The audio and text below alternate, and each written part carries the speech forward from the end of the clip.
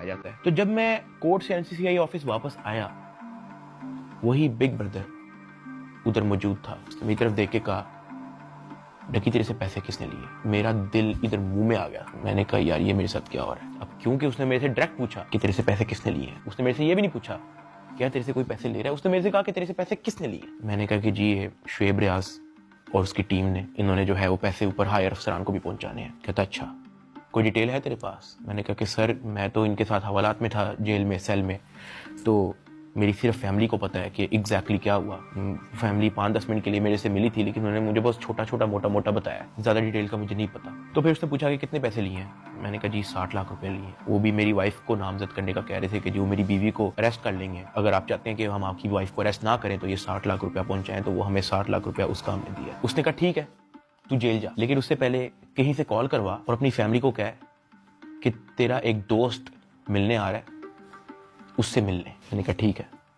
میں نے کہیں سے موبائل ارینج کیا, میں نے فٹافٹ ماما کو کال کی, مجھے صرف ماما کا نمبر یاد تھا. میں نے ان کو کہا کہ میرا ایک دوست آئے گا, اس سے مل لیں. بگ بردر وہاں سے چلا گیا. 5-10 منٹ کے بعد مجھے بھی پولیس کے ڈالے میں بٹھایا اور مجھے جیل لے گئے. ڈکی بھائی کو جو ہے تقریباً 22 روزہ جسمانی ریمانڈ کے بعد جب عدالت میں پیش کیا گیا تو عدالت نے گزشتہ روز جو ہے ڈکی بھائی کو جوڈیشل ریمانڈ پر جو ہے وہ جیل بھیج دیا. دیکھ سکتے ہیں کہ ڈکی بھائی کو جو ہے وہ جیل منتقل کیا جا رہا ہے. 9 سپٹمبر 2025 کو مجھے جیل بھیج دیا جاتا ہے. میں نے اپنی زندگی میں وہم و گمان میں بھی نہیں سوچا ہونا کہ میری زندگی میں یہ دن بھی آئے گا. جب میں جیل جاتا ہوں سب سے پہلے تو میری چیکنگ ہوتی ہے, بالوں کے اندر, انڈر آرمز, آپ کی ناک کے اندر بھی دیکھتے ہیں, وہ آپ کے کان کے اندر, آپ کے منہ کے اندر, آپ کے لپس اوپر کر کے, آپ کی زبان نکال کے. چیکنگ ہونے کے بعد مجھے لے کے جایا جاتا ہے میرے سیل کی طرف, جس کو جیل کی زبان میں چکی کہتے ہیں. جیل کے سیل کا سائز آپ ایسا سمجھو کہ کوئی 6 سے 7 ٹائلیں ہیں نا, اتنا سائز ہوگا اس کا, یا پھر ایک کنگ سائز میٹرس اگر ایک اندر پڑا ہو تو وہاں پہ اور مزید جگہ نہیں ہے. یہ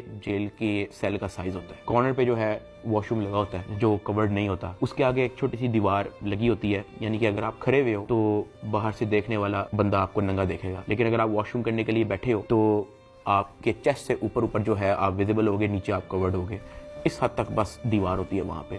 اسی کے اوپر جو ہے وہ ایک ٹوٹی لگی ہوتی ہے پانی کی. میں جب اپنے سیل میں آتا ہوں تو شام ہو جاتی ہے, مجھے سیل میں لاتے ہی لاک کر دیا جاتا ہے, کیونکہ میرا نیا ایکسپیرینس ہوتا ہے, مجھے نہیں سمجھ آ رہی ہوتی ہے کہ میں کہاں پہ آ گیا ہوں. میں ادھر ادھر دیکھتا ہوں, پریشان ہو جاتا ہوں کہ یہ کیا ہو رہا ہے میری زندگی میں. بہت اونچا پنکھا لگا ہوتا ہے جہاں سے مجھے آئیڈیا ہوتا ہے کہ کوئی چاہ کے بھی خودکشی نہیں کر سکتا. اندھیرا ہو جاتا ہے, مجھے کچھ سمجھ نہیں آ رہی ہوتی کہ میں نے کیا کرنا ہے. خیر میں دیوار کے ساتھ لگ کے بیٹھ جاتا ہوں بالکل ایسے ہی, اور سوچتا رہتا ہوں کہ یہ میری زندگی کہاں سے کہاں آ گئی ہے. میں اپنے سیل سے باہر دیکھتا ہوں تو 1.5 لیٹر کی بوتل پڑی ہوتی ہے, اس کے اوپر کیپ بھی لگا ہوتا ہے. میرا ہاتھ تو وہاں تک نہیں پہنچتا, لیکن کوئی 15-20 منٹ کے اندر ایک انچارج جو ہے وہ وہاں سے گزر رہا ہوتا ہے. میں اس کو آواز دیتا ہوں کہ سر, وہ میری بات سنتے ہیں, ہاں جی. میں ان کو کہتا ہوں کہ سر وہ سامنے 1.5 لیٹر کی بوتل پڑی ہے, وہ کائنڈلی مجھے پکڑا دیں.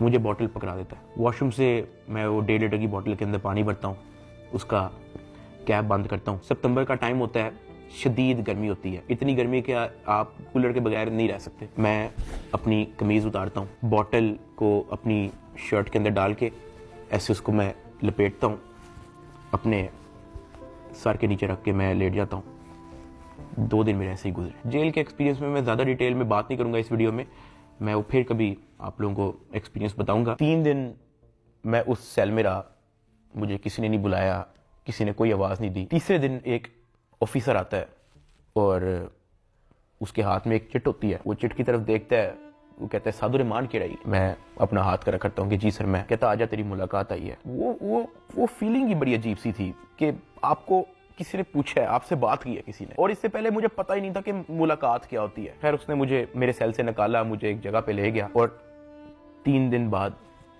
میں نے کسی اپنے کو دیکھا. میری ماں, اروب اور ضیاء وہاں پہ کھڑے ہوئے تھے, لیکن میں ان کو مل نہیں سکتا تھا, ان کو گلے نہیں لگ سکتا تھا, میں ان کو سلام نہیں کر سکتا تھا, کیونکہ ہمارے درمیان میں شیشہ لگا ہوا تھا. ان کی طرف ایک لینڈ لائن پڑا ہوا تھا, ایک لینڈ لائن میری طرف پڑا ہوا تھا, اور اس لینڈ لائن میں ہی آپ بات کر سکتے ہو. میں نے زندگی میں اتنا بے بس فیل نہیں کیا. ایک لینڈ لائن ان کی طرف پڑا ہوتا ہے, ایک لینڈ لائن میری طرف پڑا ہوتا ہے. ایک طرف سے اروب فون اٹھاتی ہے, دوسری طرف سے میں فون اٹھاتا ہوں, اور وہ کہتی ہے کیا حال ہے.